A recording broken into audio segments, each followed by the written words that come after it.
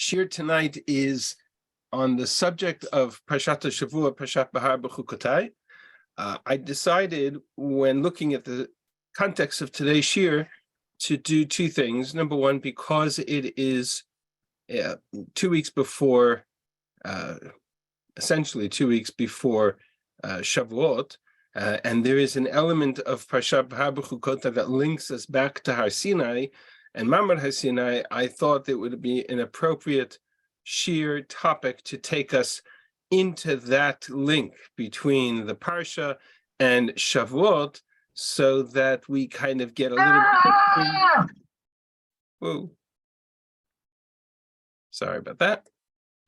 So that we can get a pre-Shavuot shir as well.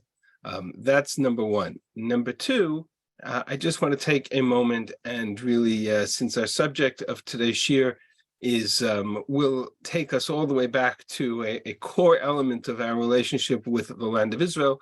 I also wanted to take the opportunity to dedicate this shir to Israel, to the people of Israel, and to offer a prayer on behalf of all of us for their continued safety during this challenging time, and to recall the pasuk Kinei lo yanum v'lo yishan shomei Yisrael. And Mitzvah Hashem, everybody in Israel should remain safe and well. And with that, we're going to once again, thank you. Once again, I'm going to ask you, if you can, to turn on your videos. If not, I do understand it. And I'm going to share screen. One more time, I'm going to post the source page for anybody who is just joining us. So there are the source pages. The topic of the shir is entitled Naaseh v'nishma, what did we know and when? And as I said, this is both a shir on Parshat Shavua as well as on Shavuot. How they connect together, we shall see as we begin to explore. But I want to take us what I call back to basics. And back to basics is the whole context of Naaseh v'nishma. We make a big deal out of the notion of Kabbalat Torah on Shavuot and Kabbalat Torah in the context of the story of Mamad Har Sinai. We make a very big deal from the context of the declaration of Israel of Naaseh v'nishma. We will do, and we will learn, and we will obey, and we will commit ourselves. The phrase Naaseh v'nishma is a major component of our understanding of what happened at Matan Torah. And it's based on a Gemara in Shabbos, Mesechet Shabbat Perek Daf Pechet, Darash Rabbi Simai, B'sh'a shekdimu Yisrael Naaseh l'nishma, when Israel placed Naaseh, we will do, before Nishma, we will learn or we will hear. Ba'u shishim ribosh malachai asheret l'chol echad v'echad miYisrael, kashu lo shnei ktamim, 600,000 angels came and placed 2 crowns on every head of the Israelite people, echad keneged Naaseh, echad keneged Nishma. The notion of Naaseh and Nishma and the sequence, Hikdimu Naaseh Nishma, is a extraordinary moment for Israel, their crowning moment, if you will, and hence the reference to the crown.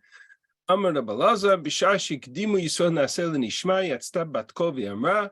When they did so and placed Naaseh before Nishma, a voice came from heaven and said, Mi gila lebanai raz zeh, who revealed to my people this great secret, shemalachei asheret mishtamshim bo, a secret that is known only to the angels.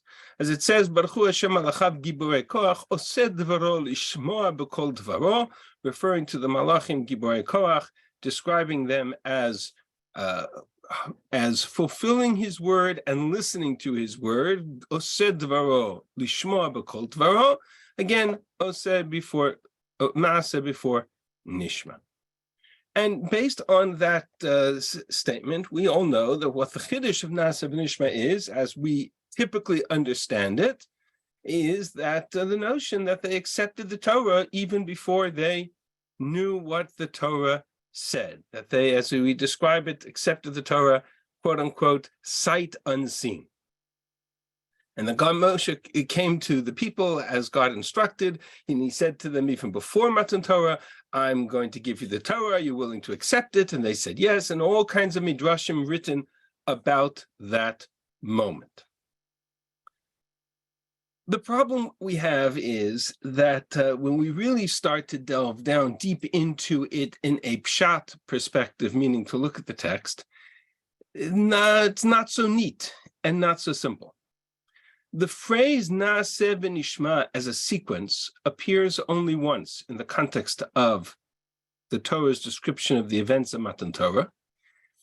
And it's not prior to Matan Torah. It's in fact in Shmot Perek Chav Daled. It's after Matan Torah. Meaning, if I look at the sequence in here, just bear with me for a minute, we're going to get a little technical. In chapter 19, they come to Har Sinai. In chapter 20 of Shmot, we have the entire experience of Har Sinai, the Ten Commandments, etc. In that previous chapter, God says to Moshe, go down to the people, speak to them, let them know, tell them.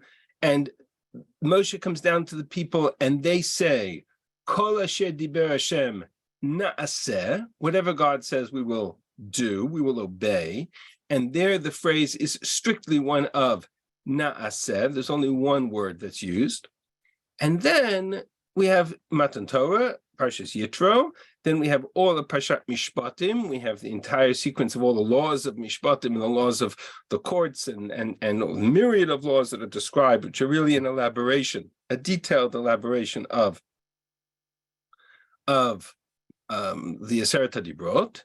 And then in Perek Chav Daled, we find the famous phrase, Vayomru kol ha'am, and Vayomru, the people said, Kol asher diber Hashem na'aseh v'nishma, whatever God says, we will do, obey, and we will hear or learn. And so the oddity here is that the phrase Naaseh v'nishma, despite the Gemara and Shabbos, actually appears in the text of Chumash after Matan Torah. So that's one problem with the question of what they were accepting when they said Naaseh v'nishma. Okay. And on that by in itself, I could have a simple answer. It's not a universally accepted answer, but it certainly is, let's say, the classic answer offered by Rashi.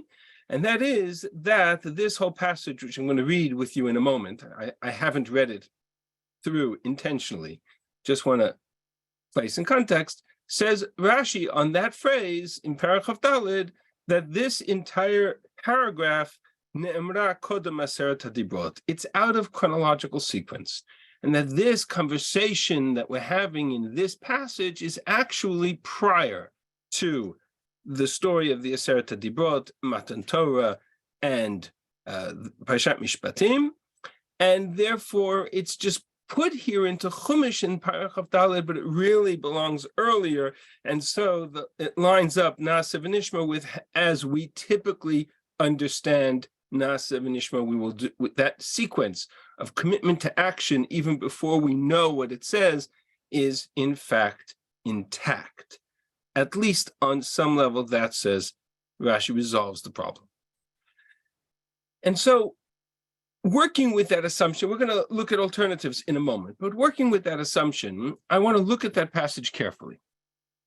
And again, ask ourselves the question, when they said Naaseh v'nishma, those famous two magical words that accepted upon themselves the Torah, what did they know and when did they know it? That's the key question of this shir. So now let's take a look at Shmot Perek Chav Daled in a little more depth. And again, I promise you, we will come back to Parshat Shavua. I'm starting from the Shavuot end, and then we'll get back to the Parsha end. All right. Ve'el Moshe Amar, Moshe, to Moshe, God said or had said, again, depending on how Rashi's translation versus others, Ale el Hashem, ata ve'Aaron Nadav v'Avihu v'shivim ziknei Yisrael, v'yishtachavitem mirachok, come up the mountain, you, Aaron, Nadav, and Avihu, 70 elders. V'nigash Moshe levado el Hashem v'hem lo yigashu. Moshe himself would go up all the way to the top of the mountain. The rest of the people would go up part way. V'yavo Moshe v'yisaper la'am et kol divrei Hashem. Moshe spoke to the people and told them all the words of God, ve'et kol ha'mishpatim, with all of these ordinances or statutes, Vayan kol ha'am kol echad, the people answered with one voice, and they said, Kol hadvarim asher diber Hashem naaseh. Whatever God said, we will do. Now, just here in this one opening paragraph, I just want to highlight 2 points, which is this machloket, Rashi, and the rest of the commentaries, as to where to place this chapter. Is this chapter in its place, Shemot, Perek Dalet, which is after the giving of the Torah? Is it in fact earlier, or is it in place at the end of Parshat Mishpatim? Part of that revolves around 2 words. Number 1, the grammar here in the phrase El Moshe Amar. For those who might be familiar with the issue of past perfect tense in the Torah, I just reference it here. If you're not familiar with it, don't worry about it. And the reference here to Mishpatim, which would seem to side with the opinion that this is in sequence after Parshat Mishpatim. I throw that out there. If you want to explore it further, you can. It's a parenthetical aside. Let's move forward. Vayichtov Moshe kol divrei Hashem. Moshe wrote down all the words of Hashem. He got up in the morning and he built an altar and he brought 12 offerings corresponding to the 12, built 12 matzevot, 12 monuments corresponding to the 12 tribes of Israel. And he sent the young, the Na'arim of Israel, and they brought all kinds of offerings and sacrifices. He took half the blood, and he placed it in some kind of basin. And half the blood he sprinkled on the altar. What is he going to do with the other half of blood? We'll see in a moment. Here's the key verse. Vayikach Sefer Habrit. Moshe took the book of the covenant. Vayikra boznei ha'am. And he read it to the people. And they responded, Vayomru, Kol asher diber Hashem, naaseh v'nishma. Whatever God says, we will do, and we will listen. At which point Moshe took the blood that he had placed in the basin, Veikach Moshe tadam, sprinkled it on the people, Vayizrok al ha'am, and he said, Hinei dam habrit, this is the blood of the covenant, asher karat Hashem imachem al kol advarim ela, which God has enacted with you over these words. And the rest of the paragraph, Moshe is then instructed to come up the mountain.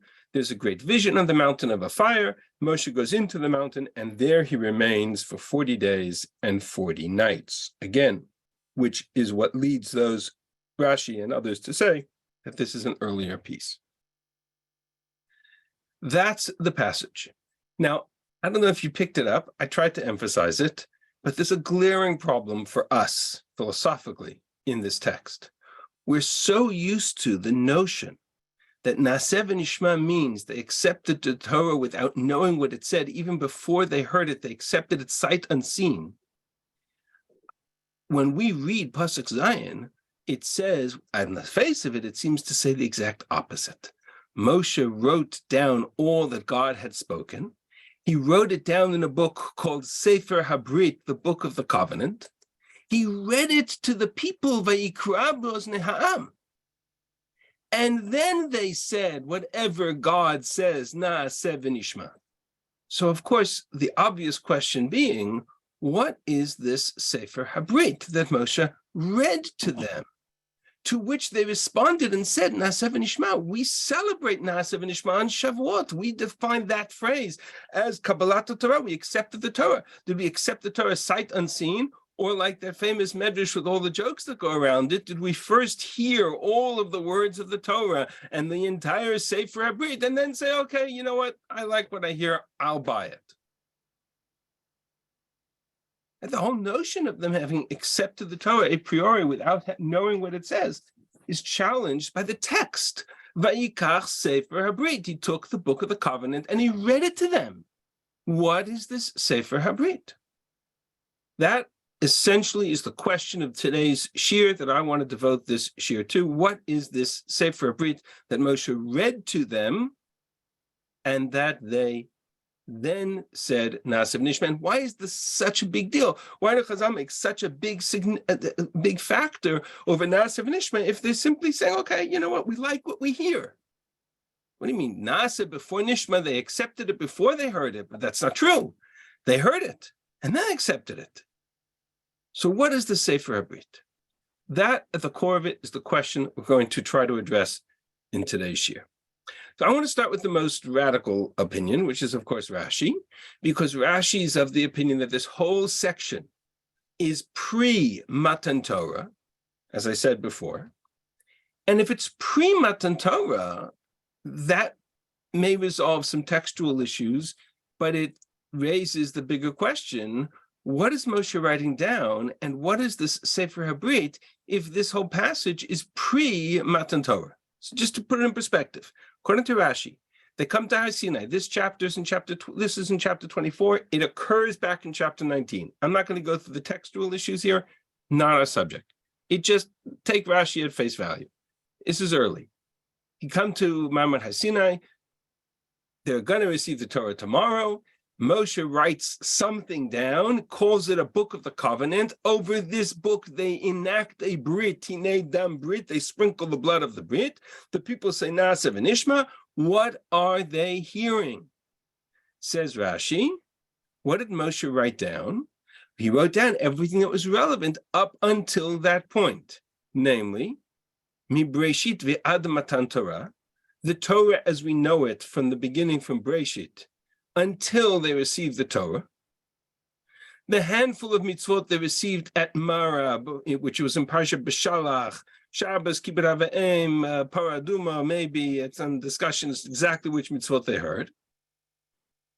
And he took this Sefer HaBrit and he read it to the people. What is the Sefer HaBrit? Rashi repeats it. From Breshit to Matan Torah and the mitzvot that we got in Marah, 3 mitzvot. Sham Sam Lo Chok Mishpat B'Sham Nisal. In other words, and the translations, by the way, if anybody needs it, translations of all these sources are side by side. I'm just reading and translating as we go. So just to understand, according to Rashi,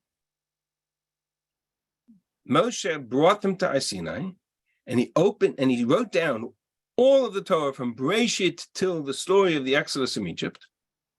He writes that, he defines that as the book of the covenant.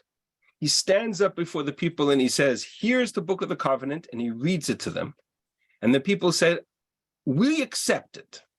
So to be clear, what he read to them was the stories of creation, the story of Adam and Chava, the story of Cain and Hevel, the story of Abraham, the story of Yitzchak, the story of Yaakov, the story of the brothers, the story of them coming down to Egypt, the story of Yetziat Mitzrayim.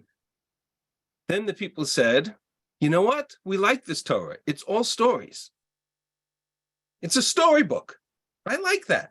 That's great. That's exciting. That's dynamic. We accept. Moshe says, okay, now you get 613 mitzvot. What? What did they do to us? You know what we would do if that came to a best, we would call that a mekach taos. It's a purchase on false premise. You read to us the stories of Breshit and Yetziat Mitzrayim, and then we accept it, and then you hit us with 613 mitzvot. So maybe that's what's so dramatic about it, is that they don't say no, right? They don't retract their commitment. But it's a very odd position. And it's so odd that it leads other Mefarshim, like the Ramban and many others, I'm just doing cross-section sampling of the Rishonim, to say that the stories, the psukim, are in fact in order. Moshe wrote down in the Sefer HaBrit everything he had been commanded. The Chukim Mishpatim B'Torot, the Torah, the 10 Commandments, all of Parshat Mishpatim were all written down in that book. Literally, says the Ibn Ezra, says Ramban, up until that point in time, whatever had been given was written. So to be clear, that Sefer HaBrit that Moshe read to the people before they said Na'aseh v'nishma, according to the Ramban, included, yes, Breshit, yes, Shmot, all the laws of the 10 Commandments, all the laws of Parshat Mishpatim, which are a cross-section elaboration of the Aseret HaDibrot.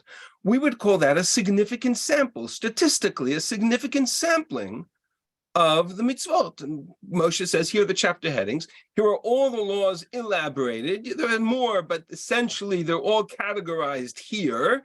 Is this what you want? Vayikach Sefer Brit, he took the Sefer Brit, he read it to them, Ka'u ba'oznehem, and then Kiblu alehem, they accepted. They accepted what they heard, and they accepted the Brit to what will still come. And so Na'aseh v'nishma means we accept that which we already heard, which we already see in this Brit, and v'nishma, whatever comes later.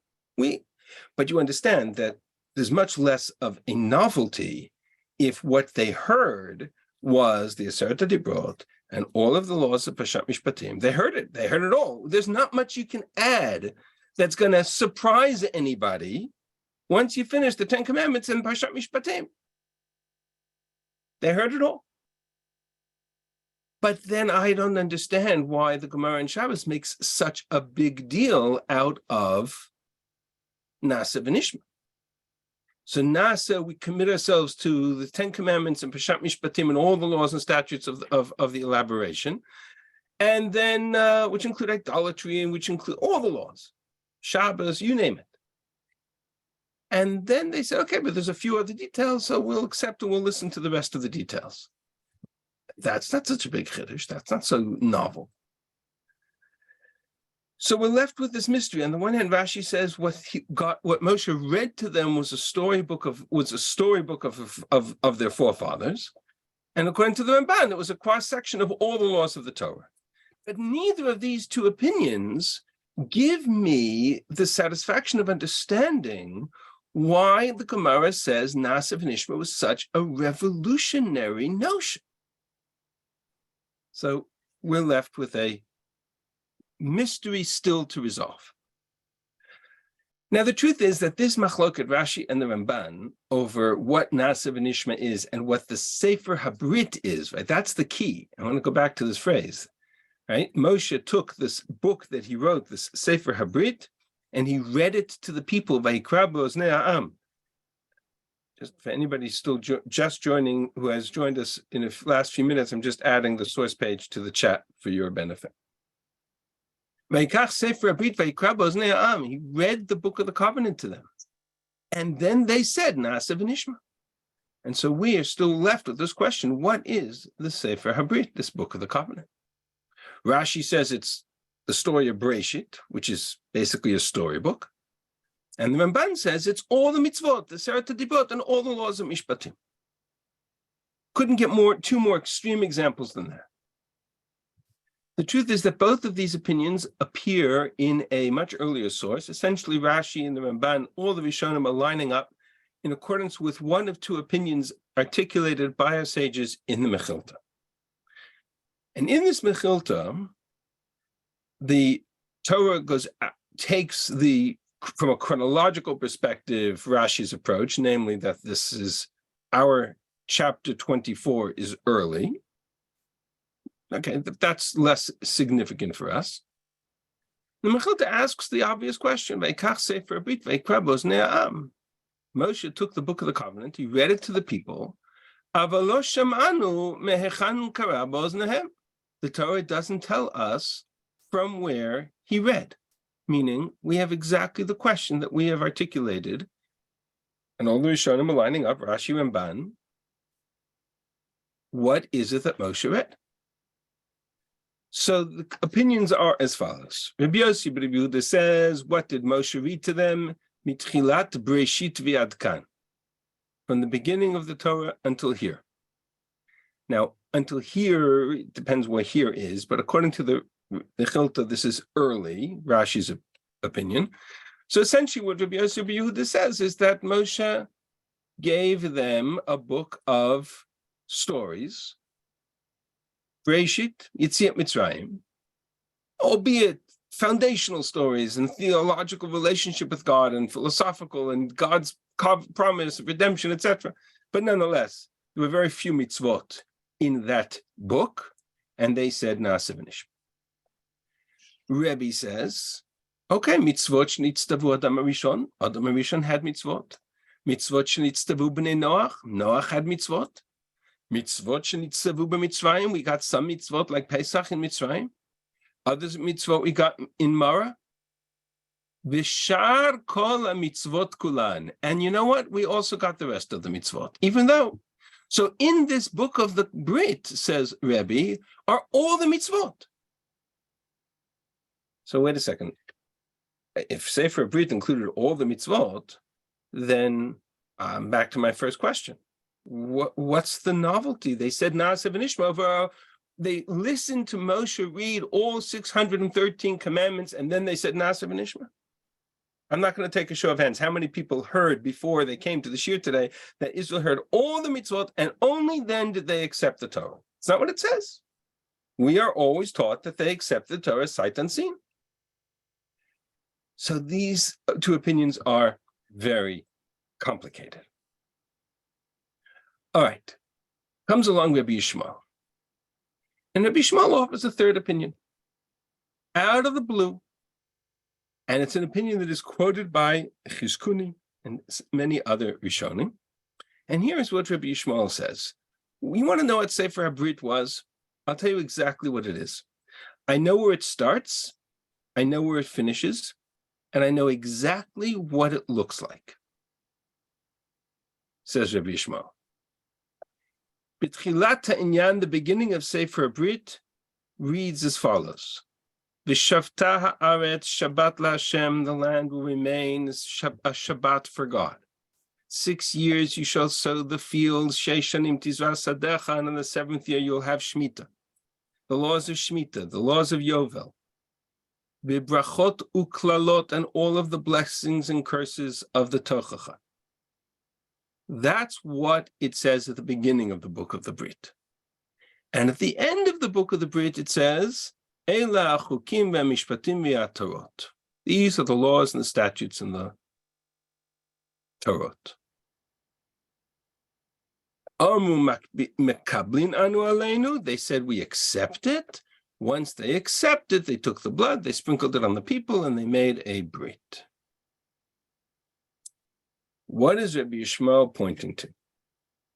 So what section of the Torah begins with the laws of Shemitah, Yovel, and Brachot and Klalot, and ends with Eila chokim ve'mishpatim ve'atorot? If you haven't figured it out by now, the answer is Parshat Shavua. The answer is Parshat Shavua, the combined portions of Behar and Bechukotai, oddly enough, which are in the end of Vayikra. So now we've made a total chunk of the sequence of the chapters in the Torah. If you haven't, okay, we'll sort that out in a second. But Rabbi Yishmael in the Mechilta is reflected in Rishonim as well. Rashi took the opinion of Rabbi Yosef Rabbi Yehuda. Ramban took the opinion of Rabbi. Chizkuni took the opinion of Rabbi Yishmael. What is the Sefer HaBrit? Says the Chizkuni. Heim hatochachot. That is the tochacha, the admonition, the lessons and curses, as it says in the Mechilta. Our parsha starts with the laws of Shemitah, and the laws of Yovel, and the laws of the land of Israel, and the laws of the sanctity of the land, and the laws of selling land, and the laws of buying land, and all the laws pertaining to the Kedusha of Eretz Yisrael. And then it continues with the blessings and the curses of Brachot and Klalot, and says, Chizkuni says, Rabbi Yishmael, that's Sefer HaBrit. How did we jump from Shmot, Matan Torah, to the end of Sefer Vayikra? So for this, we need to understand, and here we're going to jump from part 1 of the shir, which was about Shavuot and about Shmot and about Matan Torah, to part 2 of today's shir, which is about Parshat Shavua. And we need to jump into the beginning of the parsha. To understand the question that I'm going to share with you, actually, let's do the text first. Beginning of Parshat Behar, opening pasuk of Parshat Behar. I have a particular affinity for Parshat Behar, as my parents will attest, because it was my bar mitzvah parsha. But I got lucky enough not to have to do the double parsha that year. Vayidaber Hashem el Moshe Behar Sinai lemor. God said to Moshe on Har Sinai, saying, "Speak to the children of Israel and say to them, when you come into the land, and I will give you V'shavta ha'aretz Shabbat la'Hashem, and you will let the land sleep, rest for God. That's exactly the quote that Rabbi Yishmael used to say this is the beginning of the Shavta Arat Shabbat Lashem. This is the beginning of Sefer Habrit. It starts here. Where does it end? It ends with the phrase Eila Chukim Mishpatim Torot, which is the end of Parshat Bechukotai, which continues Eila Chukim Mishpatim Torot. You got to finish the pasuk. Asher Natan Hashem Beino Vem Bnei Israel. These are the statutes and ordinances and laws which God made or gave to the children of Israel. Behar Sinai Biyad Moshe. We miss sometimes that Parshat Behar begins with the phrase Behar Sinai, and Parshat Bechukotai, the Tochacha, ends with the same phrase. They're a unit. They're a unit that starts at Har Sinai and ends at Har Sinai. To which Rashi offers his very famous phrase, Ma inyan Shemitah etzel Har Sinai. What is the subject matter of Shemitah doing at this context of Har Sinai? So Rashi understands this phrase in one way. We're going to understand it slightly differently. Weren't all the mitzvot given at Sinai? So Rashi's question is based on the assumption that every mitzvah is connected to Har Sinai some philosophical way. Why here specifically does the Torah emphasize that it's at Har Sinai? However, there's a much deeper way to understand, let me rephrase that. There's a much more textual way to understand the question, and it's going to demand of us a little bit of navigating through Chumash. Says the Rashbam, Bahar Sinai, why is Bahar Sinai a Chiddush? Kodem shehukam or moed, because it tells me that this portion was given before the temple, before the tabernacle had been erected, had been established. So to understand what's going on here, and I apologize, this part of it I didn't put on the source page, and I apologize for that. I'm going to take you into a Chumash for a second, and so you'll just have to follow on the screen for a minute.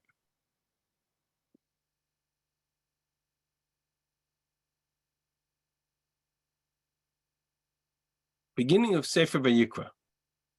The very opening pasuk of Sefer Vayikra starts, Vayikra el Moshe, God called to Moshe, Vayidaber Hashem elav, and spoke to him, Me'ohel moed lemor, from the tent of meeting, saying. What is the tent of meeting? What is this Mishkan? It's the tabernacle they built at the end of Sefer Shemot, right? From the experience at Har Sinai in sequence, we receive the law's construction of the Mishkan, then we have the parsha of the sin of the golden calf, and then we have the building of the Mishkan, and the very last psukim of Sefer Shemot, very end of the book of Shemot, we find that Vayichas Ha'anan et Or Moed, that the cloud that was so central to the story of the experience at Har Sinai, the cloud, the fire that had hovered over Har Sinai, had now filled the Mishkan. Uchvod Hashem alet Mishkan. God's presence filled the Mishkan. And Hashem al Mishkan Yomam, the cloud was on the Mishkan by day, and the fire was upon the Mishkan by night, in the eyes of all of Israel. The moment the Shekhinah moves from Har Sinai to the Mishkan, the power of prophecy, the communication conduit between God and Moshe, shifts from Mount Sinai to the tent of meeting, to Or Moed. It's not an accident that the Mishkan is called Torat Kohanim, that the book of Vayikra is called Torat Kohanim. It's the laws of the Mishkan, and every aspect of Sefer Vayikra revolves around the tabernacle, revolves around the Mishkan, whether it's for the Kohanim, or whether it's for the people, or whether it's for the concept of sanctity and Tuma and Tara and purity and impurity. It all revolves around the Mishkan. This is the last. This is the last section before our parsha, which was actually the laws of the holidays and the laws of the Ner Tamid and the Shem and Zayit and the oil and the menorah. This is all tabernacle related. The Shekhinah is in the Mishkan. And then suddenly, God spoke to Moshe, Behar Sinai? Understand the question. It's not just about the fact that these mitzvot belong on Har Sinai. It's the whole sequence of Parshat Behar is out of place. Moshe can't be talking to God on Har Sinai. Har Sinai is now void of any sanctity. The Shekhinah is moved from Har Sinai into the Ol Moed. There is no communication on Har Sinai. Har Sinai is irrelevant now. They're in the Ol Moed. And suddenly, for all of Parshat Behar, the entire story of Shemitah and Yovel and the laws of the houses and the laws of selling land, that's all Behar Sinai. Sefer Parsha Bechukotai, in Bechukotai Telechu, the blessings, the curses, the covenant of blessings and curses, the deal, the contract. If you keep the mitzvot, it'll be great. And if you don't keep the mitzvot, you'll be punished. The entire experience of Parshat Bechukotai ends Eila chukim ve'mishpatim ve'atorot asher natan Hashem beno uven bnei Yisrael behar Sinai. These are the laws, the statutes, the covenant that God made with Israel at Har Sinai. So coming back to the question, understand that according to what Rabbi Yishmael is saying, and according to what the Chizkuni is saying, this Sefer Habrit that we're talking about is the contract over the land of Israel. It's the contract over the blessings and curses, Shemitah, Yovel, and the brachot, the klalot, and the curses. That's Sefer Habrit. It starts at the beginning of Parshat Behar, and it ends at the end of Parshat Bechukotai. I'll come back to the question Rashi asks about Ma'inyan Shemitah Tzlai Sinai and try to understand it in a moment. But I want to expound on this notion that this portion that we're reading this Shabbos in Shul, Behar and Bechukotai, which deal with separate subjects. Behar deals with the land of Israel and its sanctity. Bechukotai deals with the consequences of the mitzvot. If you keep the mitzvot, blessings and prosperity, and if you don't keep the mitzvot, devastation and famine and exile eventually. Right? That notion, to associate that with the Brit, with the covenant, is very powerful. And I'll just show you a couple of interesting observations. Let's delve into a little bit more the Tochacha itself, the admonitions, the covenant, the blessings and curses as they appear in Vayikra Perek Chava. And I'm not going to read through all of them. That's not my subject for today. I just want to highlight a word that keeps popping up in the Tochacha that we haven't seen yet. We've seen it once. We saw when Moshe sprinkled the blood on the people and he said, Dinei Dam Brit, this is the Brit, this is the blood of the covenant. And he takes the book of the covenant and he reads it to the people, Sefer Brit. It's the first time we've heard the term Brit in its description of the relationship between God and Israel. Comes along the Tochacha and says, Im Bechukotai telech, if you will keep my statutes, and if you will keep my laws, then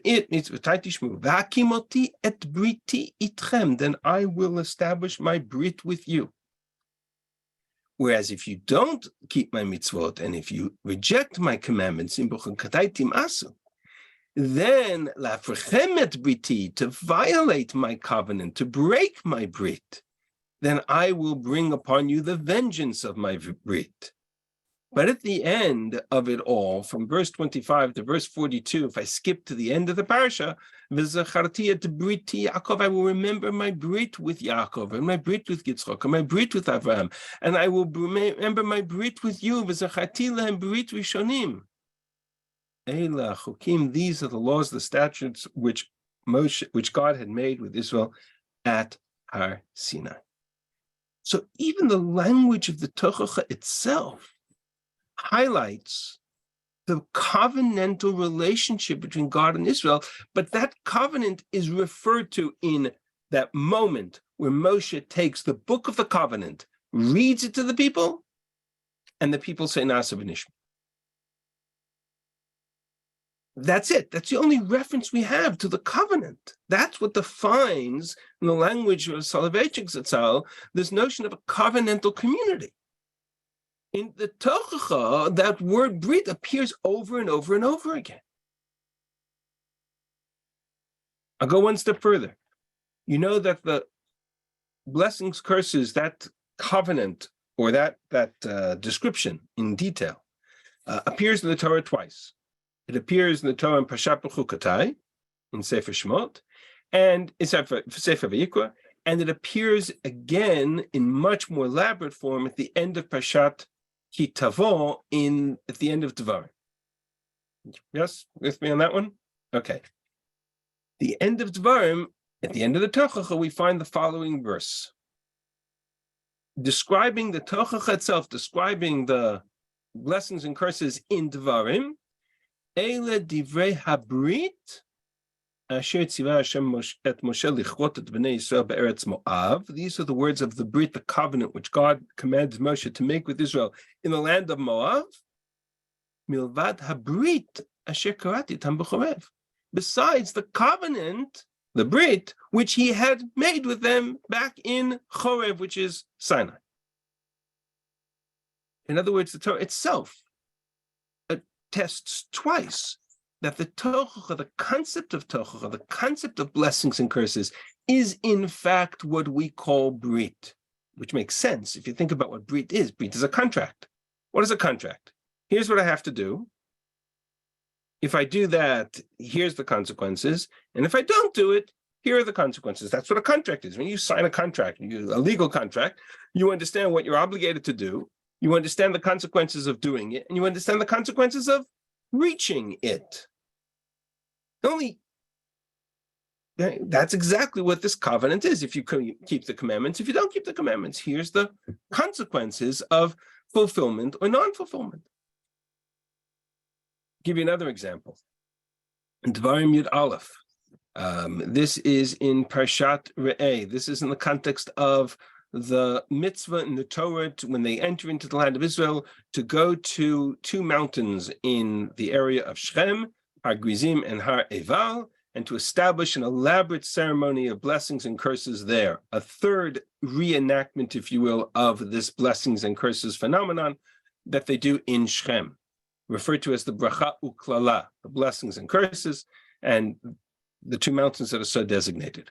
When that happens in Sefer Yehoshua, they come, and Yeshua does it twice for reasons that are not an issue for now. The people say to Yeshua, "Na'avod et Hashem Elokeinu na'avod u'b'kolo nishma." We accept upon ourselves that God's voice, to God we will serve, we will obey, and in His voice we will hear or heed. If you notice, similar phraseology to Naaseh v'nishma, right? Na'avod and nishma. Vayichot Yeshua brit, and Yeshua made a brit with them. And not only that, he wrote it down and he called it a sefer. Vayichtov Yeshua tadvarim eila b'sefer Torah Elokim. So I have a sefer brit. Now, in case you were wondering, the phrase Book of the Covenant, Sefer Brit, appears in Tanakh in two contexts. Our context that we're discussing here this evening, and one other context, which is in the Book of Kings. And time does not allow me to go through the whole story, but you're familiar with it. We read it as a Haftorah at some point during the year. The notion of them finding a Sefer Torah in the Beit HaMikdash, time of Chizkiyahu HaMelech. Yoshiao. They find this Sefer Torah, they open it up, they read it, and immediately Vaikrat Begadav, the king tears his garments. And he commanded them all to go and to enact an extraordinary revolution, spiritual revolution, recognizing that all the words of this Sefer are going to come true. And Gdolah Chamat Hashem, God's anger is against us, and we haven't listened to the words that are written in this Sefer, and that they find this Sefer Torah, and it so strikes a fear in their hearts that they do an extraordinary tshuva led by Yoshiyahu. Kol Hashem, hineni mevi ba'al hamakom hazeh likol yoshvav et kol divrei hasefer asher kara melech Yehuda. They are frightened by the prophecy of Huldah that this is going to be a evil that will befall this place because of that which is written in this book. Now, it's possible that they found a Sefer Torah in its entirety. And it happened to be open to the Parsha of the Tochacha. That's what the Radak says, that it happened to be Matzu Sefer, Niglau b'Parshat Tochachot. They found the Sefer that was open to, that was rolled to the portion of the Tochacha. Others suggest, and I've heard this notion before, that what they found was not a full Sefer Torah, but they found the version of the Sefer Torah that's read by the king in the midst of Hakel. And it contains specific sections of the Torah. Either way, I want to read this next section. The king goes up to the house of the temple, to the house of God, together with all the inhabitants of Judah and Yerushalayim, and young to old. Listen to this verse. Vayikra be'oznehem et kol divrei sefer habrit hanimtza bevet Hashem. And he reads in their ears all the words of this book of the covenant that was found in the temple. It's almost a verbatim repetition of the key phrase with which we started. Moshe took the Sefer Brit, Vayikra b'oznehem, and he read it to the people. And Vayichwa to the Brit, and they made a Brit, they made a covenant, and they established it, and they signed it, and they accepted it. In other words, what I'm suggesting to you is that the notion of Brit, covenant, isn't just a description of the Torah. It's not just the description of the book of the covenant. What's in the book of the covenant? He read it to them. Okay, so what did he write down? He wrote down Breshit, and he wrote down Shmot, and he wrote down the mitzvot, and that's Tochach, and that's Sefer HaBrit. Says Rabbi Yishmael, says the Chizkuni, in every other place where we find Sefer HaBrit, the notion of covenant is always tied to the concept of consequences. It's not just a covenant, it's not just a book of mitzvot, it's a book that describes the consequences of obedience to those mitzvot, of commitment to those mitzvot. That's what Sefer HaBrit is. And so when Moshe read the book of the covenant, he didn't read Breshit, and he didn't read Shmot, and he didn't read Vayikra. What he read was the Tochacha of Parshat Kitavo. That was said, as the text attests, Behar Sinai. That's the admonitions, that's the blessings and curses. That's what the Sefer HaBrit is. It's the covenantal consequences of the mitzvah. Now I can go back to Rashi. And when Rashi raises the question of Shemitah and Yovel, and he says, why is Shemitah and Yovel at Har Sinai?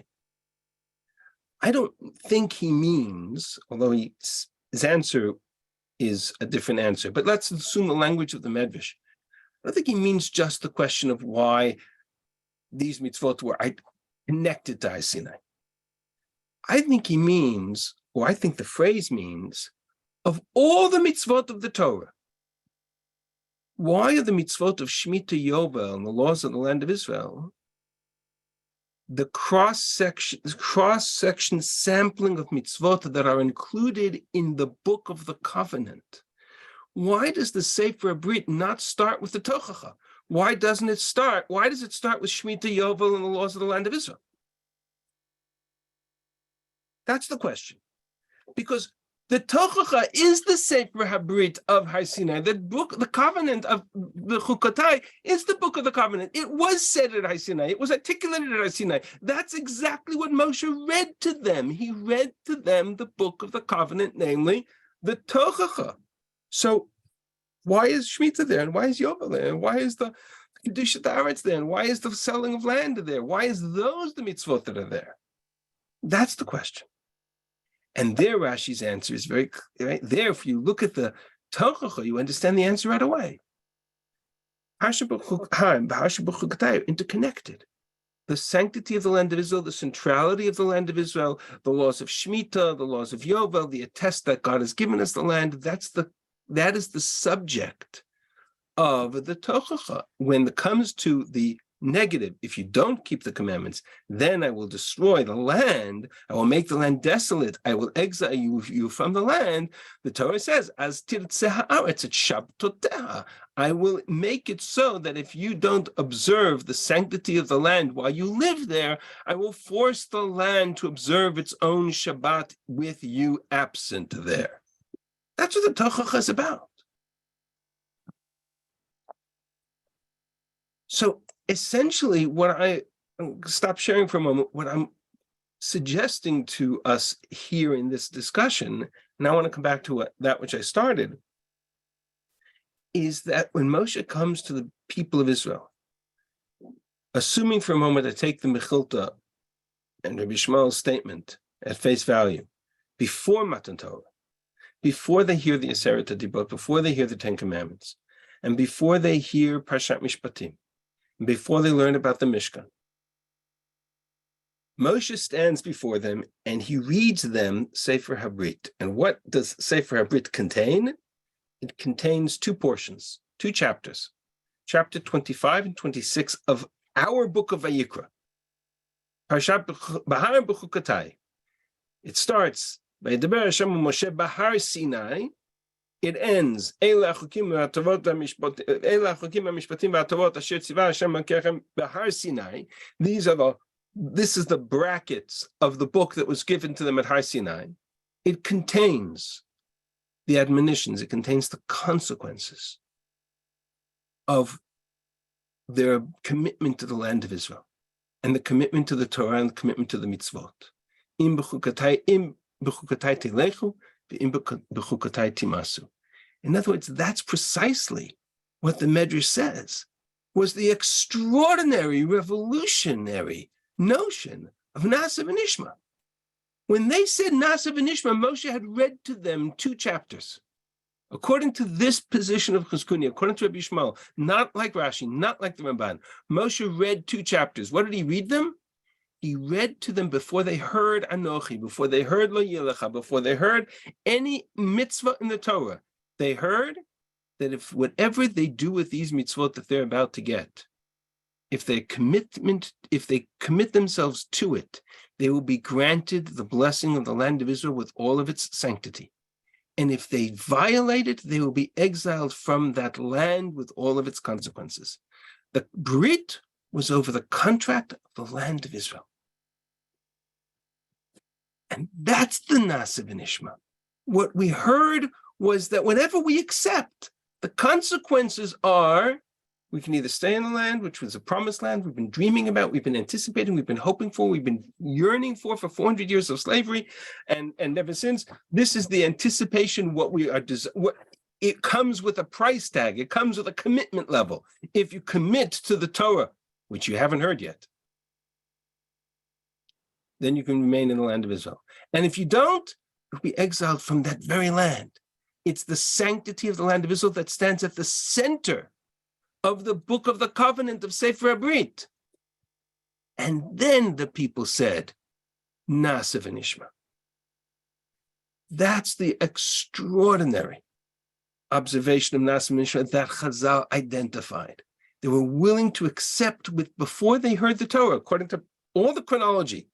This comes down to before they heard the Torah, they were willing to accept the consequences of a commitment to the Torah, the entire portion of the Tochacha, Behar, and Bechukotai, and understood that the connection to the land of Israel was the price for better or for worse. It was the price tag of that covenant. And that's when they proclaimed Na'aseh v'Nishma. So from that perspective, Behar Bechukotai has a unique place in the context of Chumash, according to at least 1/3 of the opinion of our sages, according to let's call it a third of the Rishonim. These two portions together perform the Brit, the covenant, at which at Har Sinai we proclaimed, Na'aseh v'nishma, we will obey and we will commit. And with that, I will pause for 2 minutes, what time we have left, for questions. No questions? What's Okay. the relevance? What's the relevance of Behar, the Parshat Behar, Oh. to the Tochacha? What? That's I'll give you a simple answer and I'll give you a complicated answer. Yeah. The simple answer is that as I think I pointed out, is that the Tochacha constantly refers back to the mitzvot of Shemitah and Yovel as a symbol of the exile. As titzeh haaretz et shabtoteha. So the land will then be able, if you are not in obedience, if you are not committed to the mitzvot, the consequences are exile from the land, and then the land will lay fallow. If you won't observe the Shemitah, I'll force the Shemitah upon you in a much broader sense, if you will, to put it in those terms. That's the way Rashi understands the link. I think that there's a deeper link, and the deeper link has to do with the connection between Shavuot, Matan Torah, and the land of Israel. But that's part 2 of the shir. So for that, you'll have to come back to some other shir we'll have to schedule at some point or another.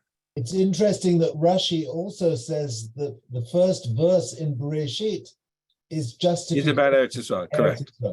Correct. Dalia, you had a question?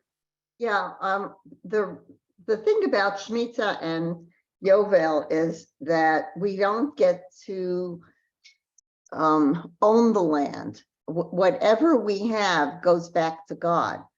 So it's like, it's not this real gift. It's, God lets us know that, we give back our any slave. It's conditional.